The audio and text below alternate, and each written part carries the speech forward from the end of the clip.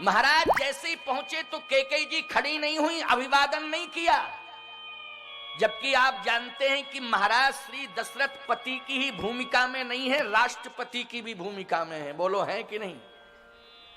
अगर आज राष्ट्रपति आ जाए तो सभी उसका अभिनंदन करेंगे कि नहीं करेंगे? क्योंकि हमारे देश का राष्ट्रपति है। पद का सम्मान, पद का सम्मान। केवल महाराज दशरथ पति की भूमिका में नहीं है, राष्ट्रपति की भूमिका में भी है। एक पत्नी का धर्म कहता है पति यदि आ जाए तो उसे बैठा रहना चाहिए कि खड़ा हो जाना चाहिए? खड़ा हो जाना चाहिए, मर्यादा यही है।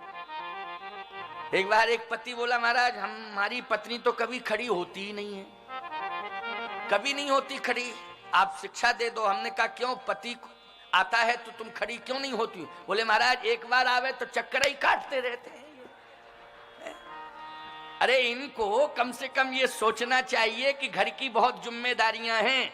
अरे घर में ही नहीं रहें, घर की जिम्मेदारियों को संभालें, समाज की जिम्मेदारियों को संभालें, और हमारे पति हैं, हमारा गौरव बढ़ेगा। अगर ये कुल और समाज की जिम्मेदारी के साथ साथ देश की जिम्मेदारी को संभालें तो हमारा गौरव बढ़ेगा। इसलिए आप इन्हें शिक्षा दो कि ये समाज की जिम्मेदारी संभालें। याद रखना, केवल जिंदगी घर में ही मत घुस के बिताओ, नारकीय जीवन मत करो। यदि तुमने जन्म लिया है तो केवल अपने जीने के लिए नहीं लिया है, अपने खाने के लिए नहीं लिया है, तुमने जीवन लिया है समाज और राष्ट्र की सेवा करने के लिए लिया है। इसलिए अपने जीवन को समाज और राष्ट्र की सेवा में लगा दो।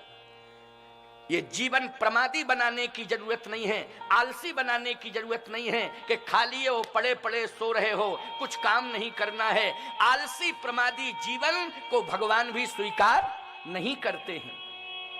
इसलिए मैं कहना चाहता हूं कि अपने अपने जीवन को राष्ट्र और समाज की सेवा से जोड़ो। हमारी माताएं आज अपनी संतान को राष्ट्र की सेवा से जोड़ें।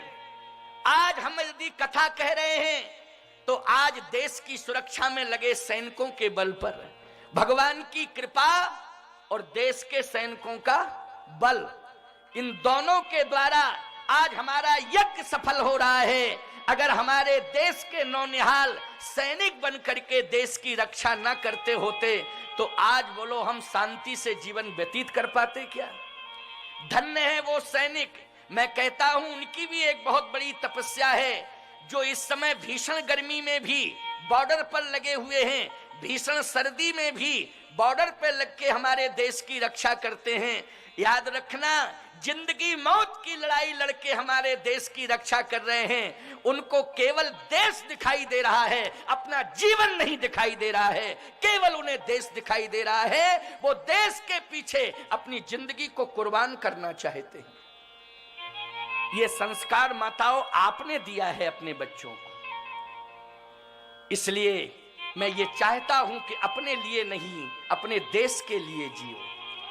आलसी प्रमादी जिंदगी मत जियो, अपने राष्ट्र के लिए जियो। उत्साहित होकर के राष्ट्र की सेवा करो, समर्पित होकर के राष्ट्र की सेवा करो, राष्ट्र के लिए जियो, देश के लिए जियो, धर्म की रक्षा के लिए जियो। आज दशरथ जी महाराज जैसे प्रवेश करते हैं तो कैकेयी रूठी बैठी थी। महाराज श्री दशरथ ने समीप में जाकर के कहा कारण क्या है कि तू रूठी है, नाराज क्यों है, ये बता।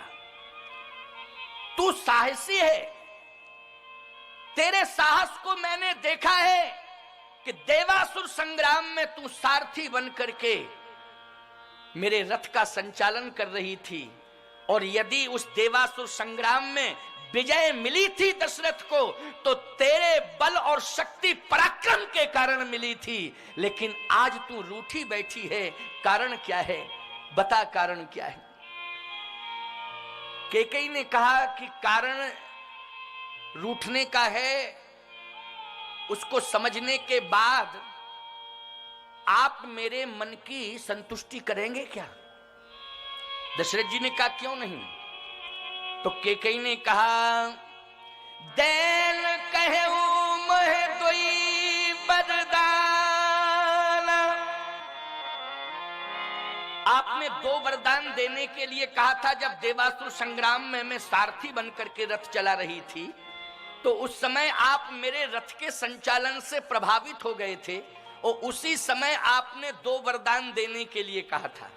और आज मौका आ गया है, मैं लेना चाहती हूं। आप देंगे वो 2 वरदान के बदले में जो मांगूंगी?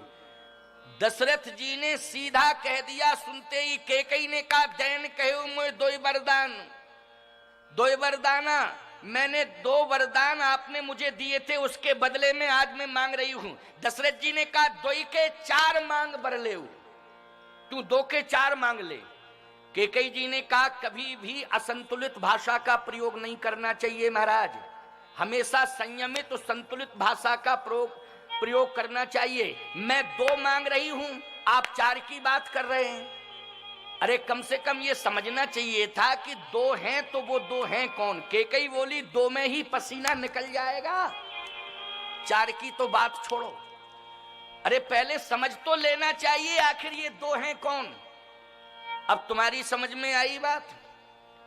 पत्नी अगर तुमसे डिमांड करे तो तत्काल तुम्हारी ओवर लैंग्वेज नहीं होना चाहिए, नहीं तो आर्थिक फाउंडेशन गड़बड़ा जाएगा, चौपट हो जाओगे।